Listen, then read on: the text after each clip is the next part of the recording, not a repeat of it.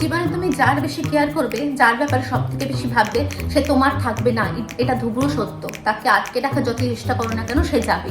দেখো, অনেক যত্ন করে ডিম, দই, হেনা, কোনো হেয়ার প্রোডাক্টস বাদ নেই, সব ইউজ করছি, তাও উঠে যাচ্ছে। কটা চুল আছে তাও গনে যাবে, টাকলা হয়ে যাবো।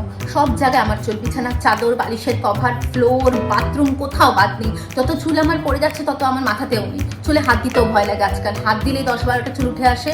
হেয়ার স্টাইল কোনো কিছু করতে পারি না, হেয়ার থাকলে তো করবো। একটা রাবার ব্যান্ড 8বার আউট দিলে তারপরে টাইট হয়, টিকটিকি লেজের মতো লাগে, আর না ছাড়া যায় না বাঁধা যায়। চুল খুলে হাঁটতেও ভয় লাগে, বেশি হাওয়া দিলে যদি ঝড়ের সাথে চুল খুলে উড়ে চলে যায়, সিঁথি না পুরো খাল হয়ে গেছে, নৌকো চালাতে পারবে। শুধু সিমেন্ট দিয়ে ফিক্স করা বাকি, সব রেমেডি ট্রাই করা হয়ে গেছে। যে হেল্পার দিদি আসে আমাদের বাড়িতে, মাথায় ভীমবার লাগে, তাও এই মোটা গোছ।